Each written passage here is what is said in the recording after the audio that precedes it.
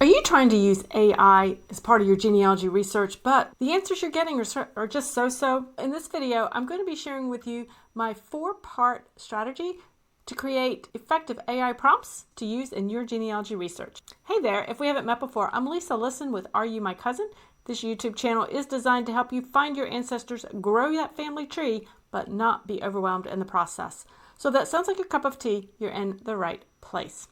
I'm very excited to share with you my kind of 4-part strategy for writing and crafting effective prompts to get the best responses I can from the AI platform as I use it in part of my genealogy research. Now, I have been using AI as part of my genealogy research for a while.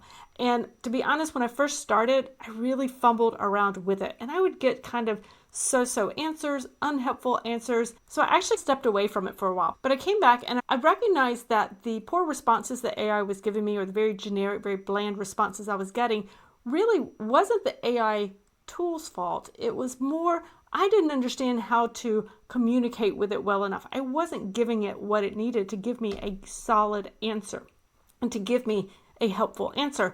So that was my reason for really buckling down and figuring out, how can I use these platforms? How can I ask it what I want to get the best results? This video, I'm going to be sharing with you kind of the 4 pieces to prompt writing that have worked well for me and I think should work well for you as you incorporate AI into your genealogy research as well. All right, so I've brought you over here to ChatGPT. I want to walk you through the 4 components of effective prompt writing when it comes to using AI platforms as part of your genealogy research. Now, I'm demonstrating in ChatGPT. This is the free version because I wanted to show you the principles and how I write these prompts. I do the same whether I'm using ChatGPT or Claude or Perplexity or one of the many other AI platforms that are out there. This is the way I write my prompts. So this is not unique to ChatGPT, but this is how I structure prompts to get the best possible answers for my genealogy research. Now, in this example, we are going to be looking at information and trying to build a research plan to break down a genealogy brick wall for myself around my 3rd great-grandmother, Joanna Barrett. You guys have probably heard me talk about Joanna Barrett in previous videos. Absolutely, she has been and remains a brick wall in my genealogy research. So AI and I are working on breaking down that brick wall. All right, so to start with, for an effective prompt, when you are in ChatGPT or any of the platforms, one of the things I want you to know at the beginning here is that you are essentially having almost a conversation, if you will, with this AI platform. And so consider yourself having, if you were meeting up a genealogy friend at a coffee shop and you were asking about your genealogy research questions, think of it in that term. You're asking, you're having a conversation, and essentially you'll see that's sort of what you're having with these AI platforms. Now, let's start. The first thing that I'm going to do, the very first component of a prompt, is to tell it what it is I want it to be. Is to tell it its role. So I'm telling the platform, I want you to act as an expert level genealogy researcher. In other words, you're a researcher who has a lot of experience, because this is a very tough brick wall. So I want it to be an expert level genealogy researcher. These are not questions that a beginner genealogy researcher would probably know how to answer or to give me good advice. So I'm telling it, be an expert in this. Now, I could, if I wanted, I could ask it to be an expert in North Carolina genealogy. That would certainly be an appropriate thing to add as well. And so I did that. So I said, act as an expert level genealogy researcher to help me research my 3rd great-grandmother. Now, the second part of an effective prompt is giving it context. Give it context around the ancestor, around the who it is you're researching. And in this case, I said, okay, here's all of this is the context. So essentially, what am I doing? I'm telling it what it is I already know about Joanna, or maybe what I think I know about Joanna Barrett. AI can absolutely handle however much you put in here for this. So I'm telling it, that she immigrated from Ireland to America, that her name, here's what I know, her name was Joanna. I'm not even 100% sure of that last name. That was her last name when she got here. That she was born in 1824. She came between 1849 and 1851.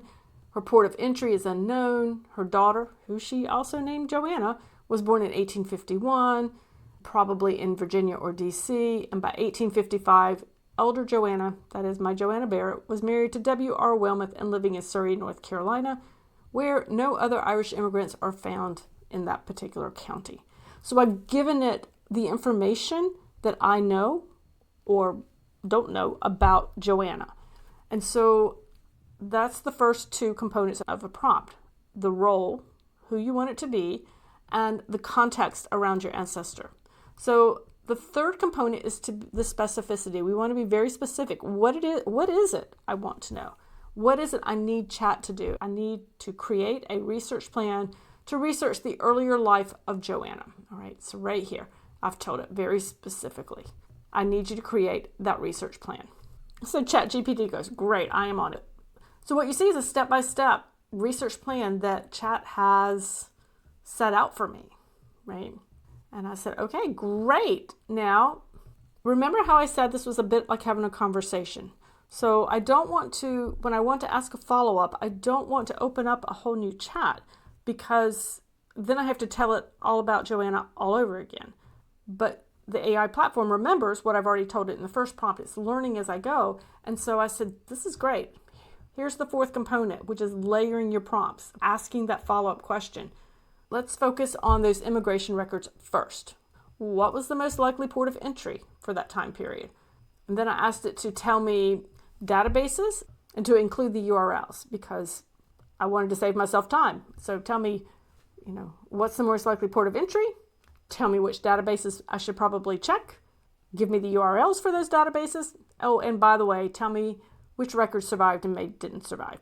So I was pretty specific, again, what it is I wanted to find out, and layering that prompt. And so it absolutely did. So it gave me a lovely step-by-step analysis of which ones likely she might have come into, gave me their URLs, told me what survived and where I should start. And then I continued this thread or conversation, if you will, and I said, all right, great.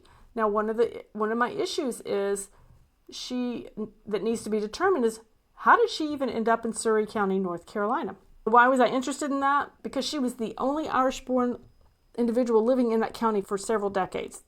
For the entire time she appeared in the U.S. Census, she was the only Irish-born ancestor living in that county.